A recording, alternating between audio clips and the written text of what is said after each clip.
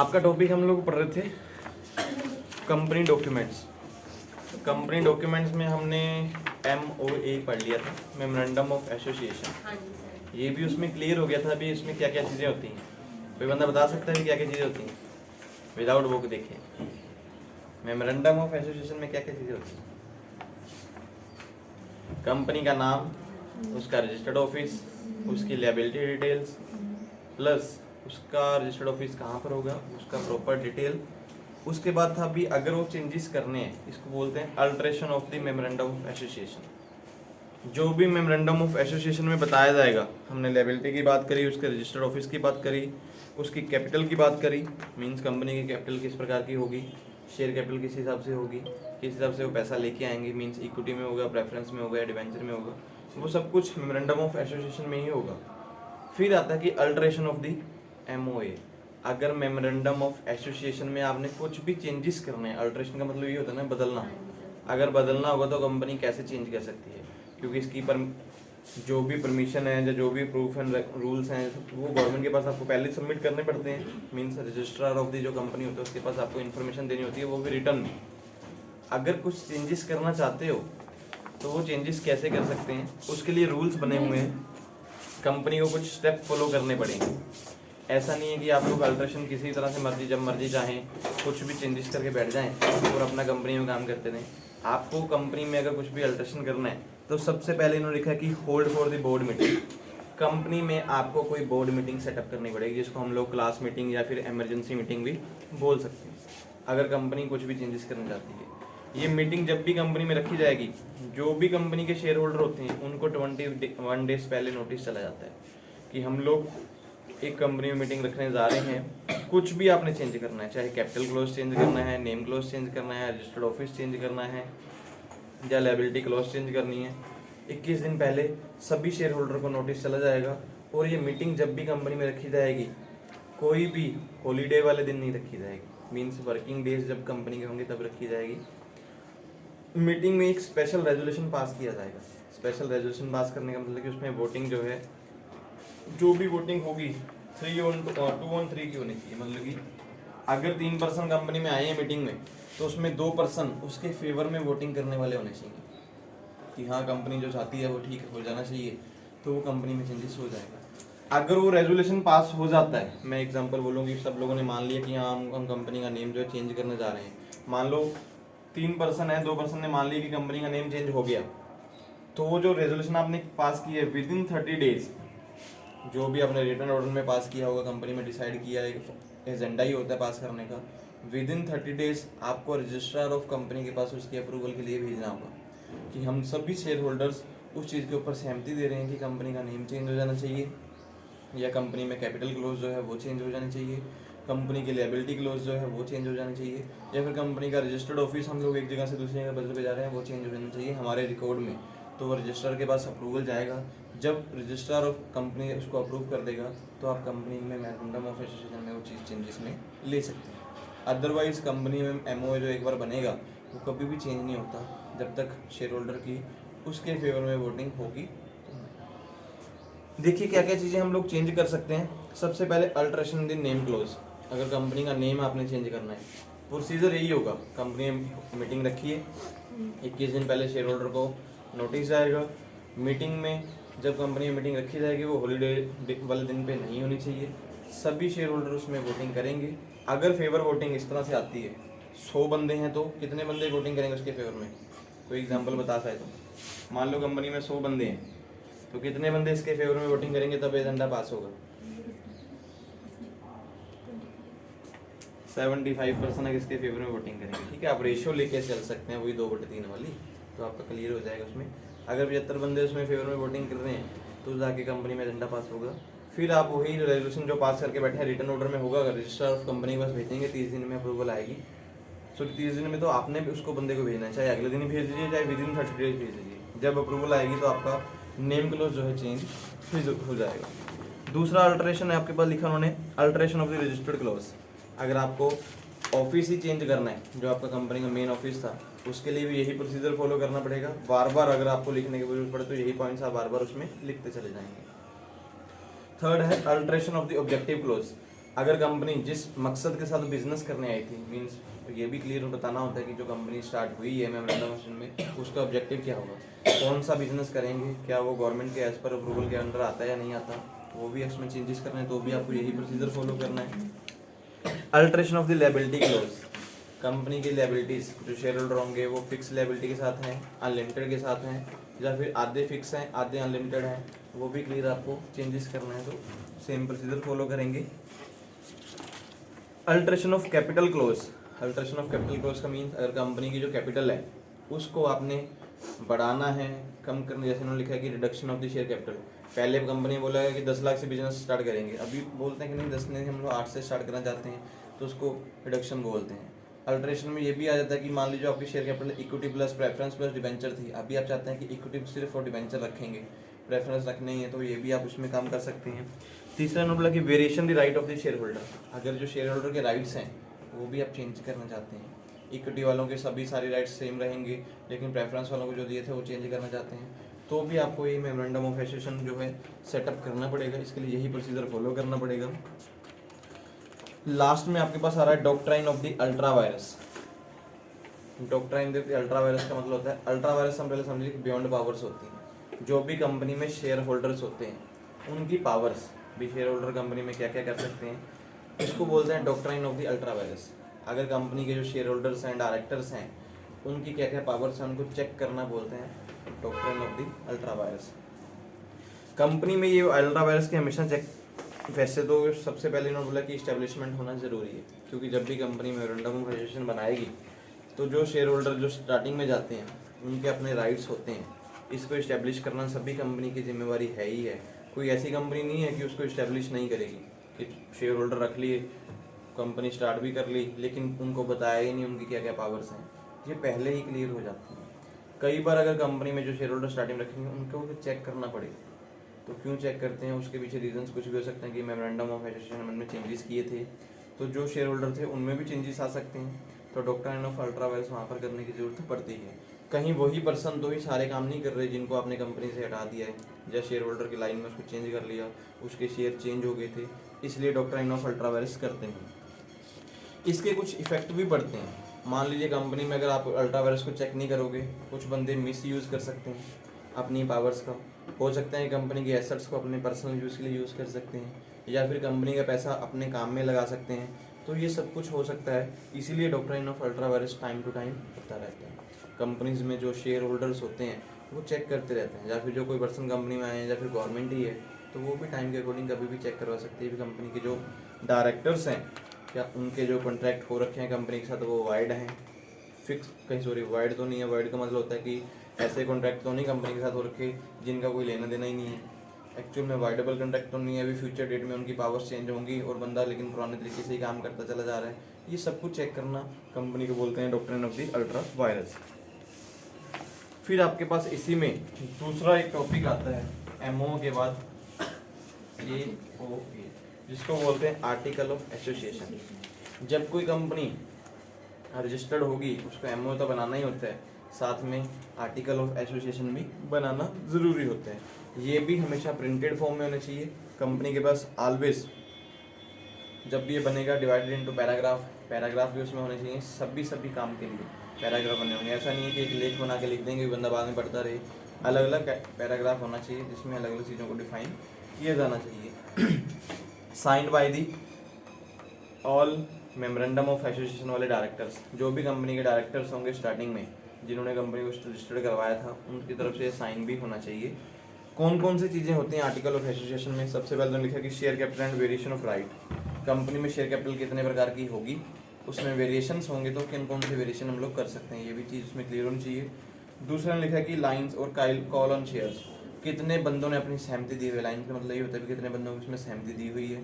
Plus calls on share, company जब पैसा लेती है तो इस तरह से पैसा लेती है, सबसे पहले आता है कि एप्लीकेशन, फिर आता है अलॉटमेंट, फिर आता है कॉल्स मनी। ये आपके पास प्रैक्टिकल तो भी आगे जाके आएंगे। तो ये कॉल्स ऑन शेयर कब होगा, अगर पैसे कंपनी को जरूरत पड़ेंगे तो कब मंगाएगी, ये भी उसमें क्लियर होना चाहिए और किस बेस पे मंगाएगी। ट्रांसमिशन ऑफ द शेयर्स, अगर किसी शेयर्स को किसी और शेयर के साथ बदलना हो तो वो किस तरह से बदले जाएंगे। ट्रांसफर ऑफ शेयर कंपनी में हो सकता है या नहीं हो सकता, ये भी क्लियर होना चाहिए। फोरफीच ऑफ शेयर्स, अगर कोई बंदा पैसे नहीं दे रहा कंपनी के तो उसके शेयर वापस कर ले जाएंगे, तो ये भी उसमें क्लियर होना चाहिए। अल्ट्रेशन ऑफ कैपिटल, अगर कैपिटल को बदलेंगे तो किस तरह से बदलेंगे, ये भी आर्टिकल क्वेश्चन में क्लियर होना चाहिए। कैपिटलाइजेशन ऑफ द प्रॉफिट, जो कंपनी का प्रॉफिट आएगा उसको किस तरह से बांटा जाएगा, उसमें रिजर्व रखे जाएंगे या फिर सभी कुछ शेयर होल्डर में बांट दिया जाएगा। बायबैक ऑफ शेयर्स, कंपनी के जो शेयर्स होंगे कई बार कंपनी खुद ही उनको वापस ले लेती है, तो वो भी किस तरह से करेंगे। General meeting, proceeding at the general meeting, general meeting का मतलब कंपनी में जो एनुअल जनरल मीटिंग होनी है वो हर साल कितने टाइम में होगी और किस दिन में रखी जाएगी, ये भी चीज़ क्लियर होना चाहिए। एडजोर्नमेंट ऑफ मीटिंग, जो मीटिंग होगी उससे पहले जो नोटिस होगा सभी शेयर होल्डर को कैसे भेजा जाएगा, और मीटिंग में कौन कौन बंदे जो हैं वोटिंग कर सकते हैं या फिर मीटिंग में कौन कौन बंदे स्पीक कर बोल सकते हैं, उनके बारे में डिसाइड किया जाएगा। वोटिंग राइट, किन किन बंदों के पास वोटिंग राइट होंगे। प्रॉक्सी, प्रॉक्सी क्या होता है, भी मान लीजिए बंदा कंपनी में शेयर होल्डर है, कुछ फैमिली रीज़न के हो सकते हैं या उसके पर्सनल रीज़न हो सकते हैं, जो पर्सनल इशू करके बंदा कोई मीटिंग में नहीं आता तो अपनी जगह किसी पर्सन को भेजेगा तो उसको बोलते हैं प्रॉक्सी। तो प्रॉक्सी बंदा अगर मीटिंग में आएगा तो क्या क्या कर सकता है, वैसे तो प्रॉक्सी सिर्फ मीटिंग में सुनने के लिए ही आते हैं, कभी भी कोई प्रॉक्सी जो है मीटिंग में ना तो कुछ बोल पाता है ना ही कोई वोटिंग कर पाता है, ये चीज़ भी उसमें क्लियर होनी चाहिए। बोर्ड ऑफ डायरेक्टर, कंपनी में जो डायरेक्टर होंगे वो कितने होंगे, पार्ट टाइम होंगे, फुल टाइम होंगे, फिक्स होंगे या स्टेचुटरी डायरेक्टर होंगे। उसके बाद chief executive officer like managers, supervisors, secretary, chief financial officer, ये कंपनी में कितने होंगे, इनको भी पहले ही डिसाइड किया जाता है। दी सील, कंपनी की स्टैम्प किस प्रकार की होगी, वो भी कंपनी को पहले ही डिसाइड करके दिखाना होगा कि वो स्टैम्प में आप बार बार चेंजेस नहीं कर सकती। डिविडेंड एंड रिजर्व, कंपनी जो शेयर होल्डर को डिविडेंड देगी वो किस फॉर्म में देगी, कैश फॉर्म में, शेयर फॉर्म में देगी, लिक्विड फॉर्म में देगी, वो पहले से डिसाइड किया जाएगा।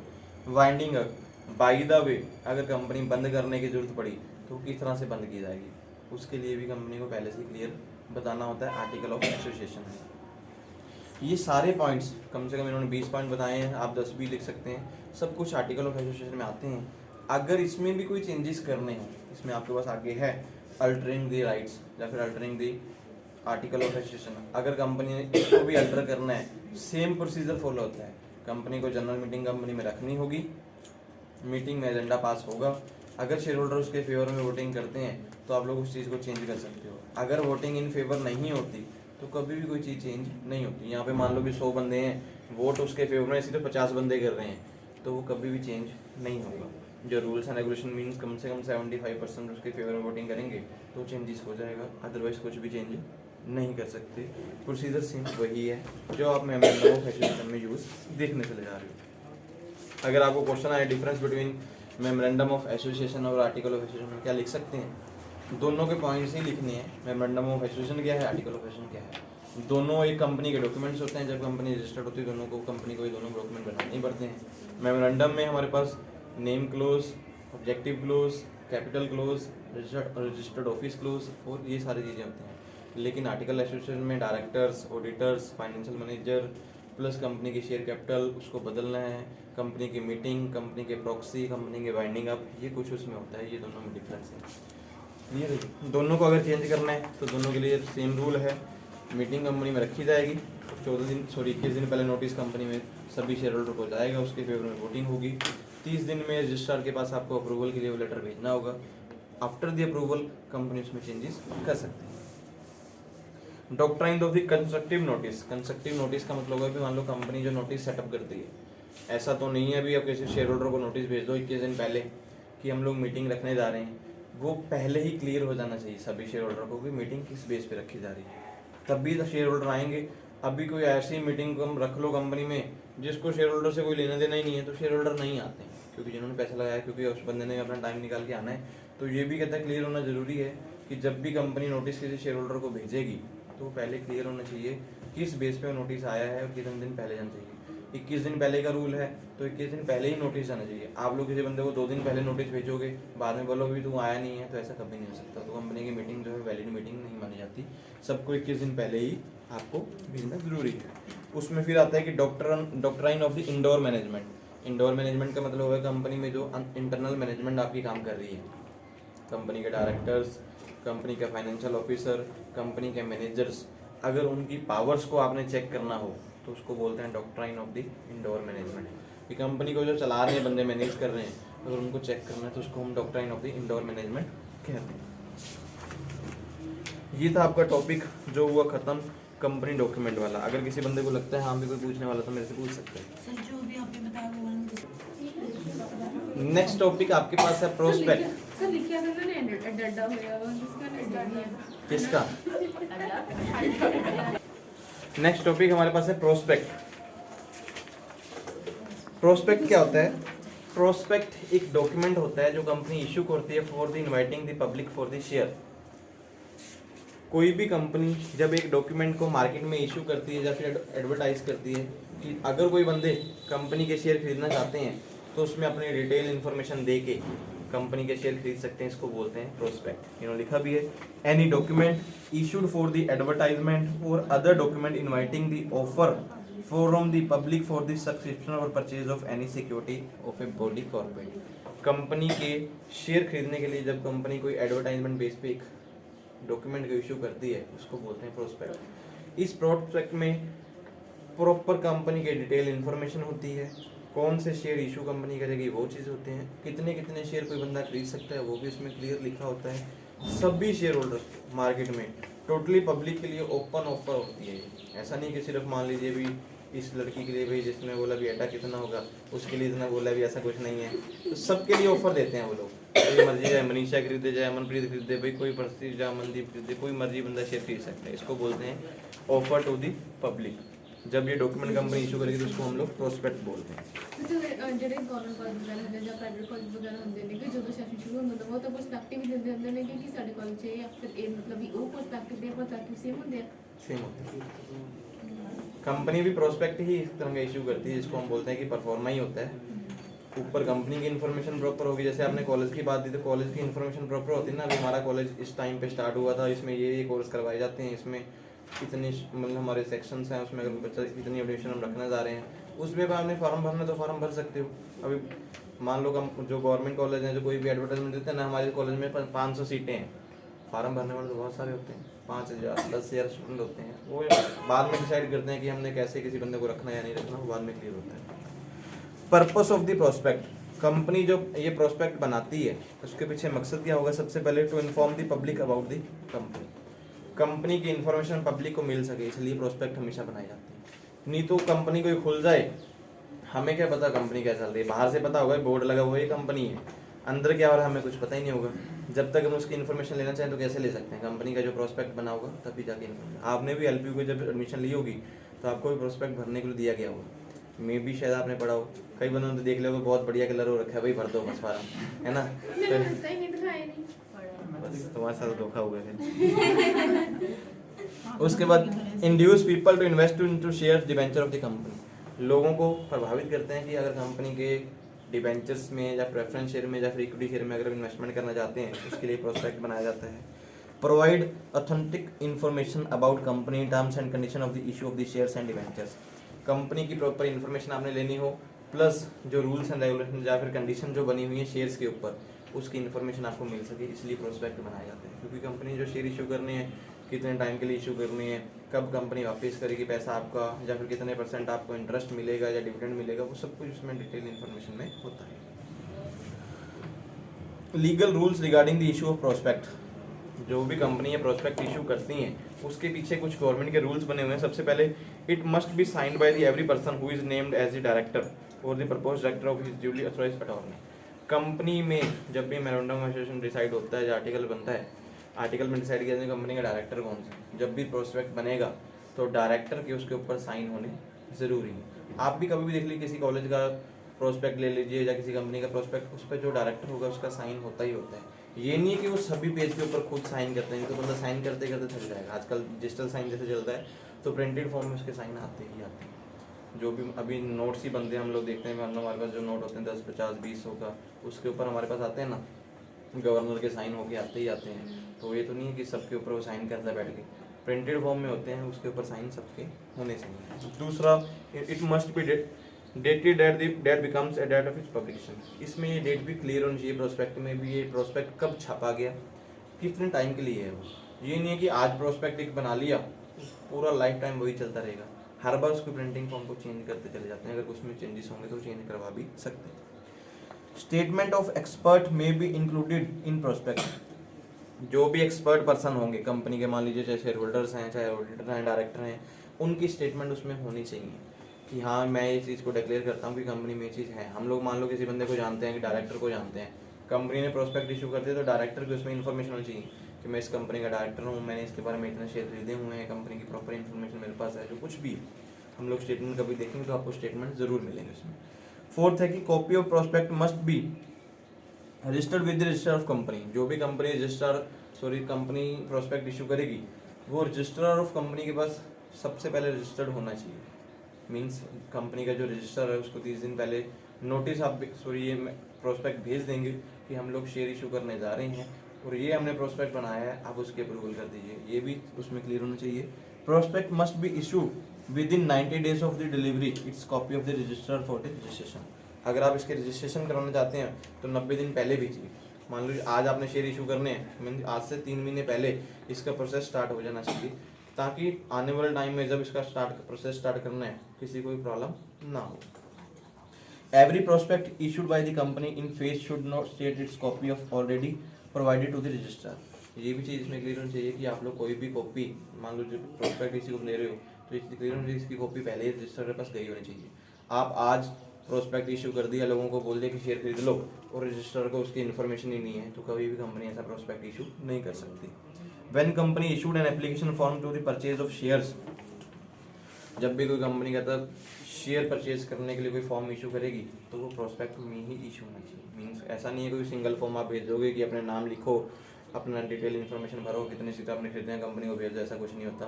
कंपनी प्रोस्पेक्ट बनाएगी जिसमें पहले उसकी अपनी इन्फॉर्मेशन होगी। 2 पार्ट होते हैं, part A part B.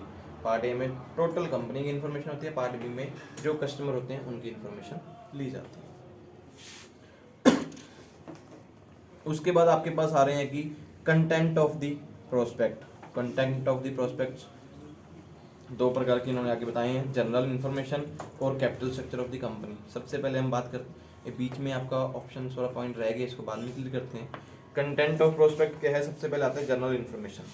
Company का जब भी प्रोस्पेक्ट बनेगा उसमें कंपनी की जनरल इन्फॉर्मेशन होगी, कंपनी का नेम, कंपनी का एड्रेस, कंपनी का डायरेक्टर कौन है, ऑडिटर कौन है, फाइनेंशियल ऑफिसर कौन है, लीगल एडवाइजर कौन है, कंपनी का कौन सा बैंक है, प्लस कंपनी के कौन कौन से पर्सन ट्रस्टी बेस पे काम कर रहे हैं। दूसरा, उसमें issued of the listed stock exchange, जो हम लोग शेयर जो इशू कर रहे हैं किस स्टॉक एक्सचेंज में हमारे लिस्टेड हुए हुए हैं। 2 प्रकार की हमारी कंट्री में स्टॉक एक्सचेंज है, एक बॉम्बे स्टॉक एक्सचेंज है, दूसरी मे बी आपको स्टॉक एक्सचेंज में इन्फॉर्मेशन हो तो बॉम्बे स्टॉक एक्सचेंज है। एक स्टॉक एक्सचेंज हमारे पास और है, मेरे माइंड में भी नहीं है। 2 हमारे मेन हैं, उनके आगे ब्रांचेस चलते हैं, तो वो भी क्लियर होना चाहिए कि आपके शेयर जो हैं किस स्टॉक एक्सचेंज में लिस्ट हुए हैं। उसके बाद opening and closing date of issue, share कब ओपन होंगे और कितने टाइम पे वो क्लोजिंग बंद भी हो जाएंगे, कितने टाइम में आपको खरीदने हैं, ये चीज़ भी उसमें क्लियर होनी चाहिए। Plus rating of the shares, company के लिए रेटिंग जो हुई है वो कितनी है। हम देखते हैं ना स्टार्स लगे होते हैं, वो रेटिंग भी आपकी क्लियर होनी चाहिए, भी कंपनी के प्रति रेटिंग कितनी हुई है वो भी उसके प्रोस्पेक्ट में होनी चाहिए। डिटेल अबाउट द अंडरराइटर्स, अगर कंपनी में कोई बिचौले कंपनी रखे हुए हैं शेयर को भिजवाने के लिए तो वो भी उसमें इन्फॉर्मेशन होनी चाहिए कि इस बंदों के नाम से हम लोग शेयर आगे बेच रहे हैं। उसके बाद statement of the board of directors, board of director उसमें बताएंगे कि हमारा सेपरेट बैंक अकाउंट नहीं है, कुछ नहीं है, तो कंपनी अकाउंट में जो भी पेमेंट्स जा रही हैं। उसके बाद consent of the directors, directors की मंजूरी भी उसमें चाहिए। ये सारे उसमें जनरल इन्फॉर्मेशन में होते हैं। दूसरा आता है कि capital structure of the company. जब भी कोई कंपनी प्रोस्पेक्ट इशू करेगी तो कंपनी का कैपिटल स्ट्रक्चर भी बताया जाएगा कि कंपनी की इशूड, सब्सक्राइब्ड और पेड अप कैपिटल कितनी है। क्योंकि कंपनी सबसे पहले हमने पहले टॉपिक में पढ़ा था भी इशूड कैपिटल, कितनी कंपनी कैपिटल इशू करेगी। उसके बाद सब्सक्राइब, कितने लोगों ने वो शेयर पहले से कितनी कैपिटल कंपनी ने इकट्ठी कर ली है। कॉल्ड अप, कितने पैसे कंपनी के लोगों के पास अभी पेंडिंग है जो मंगवाने हैं, वो सारी इन्फॉर्मेशन इसमें होनी चाहिए। Plus size of the present issue, आज के टाइम में कंपनी कितना शेयर इशू करने जा रही है वो भी उसमें क्लियर होना चाहिए।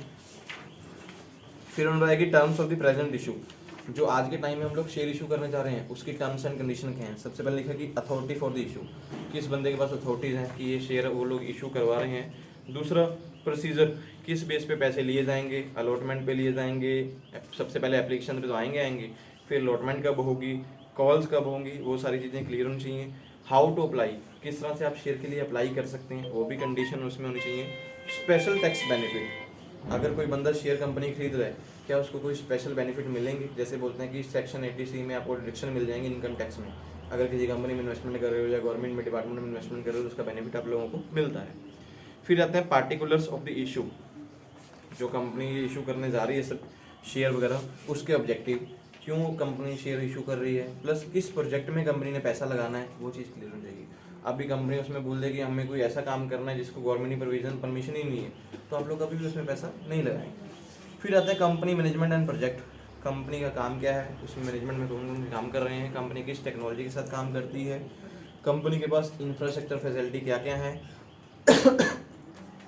कंपनी के। उसके बाद time period of the project, कितने टाइम पीरियड के लिए कंपनी प्रोजेक्ट करने जा रही है, तो वो चीज़ क्लियर इन्फॉर्मेशन चाहिए।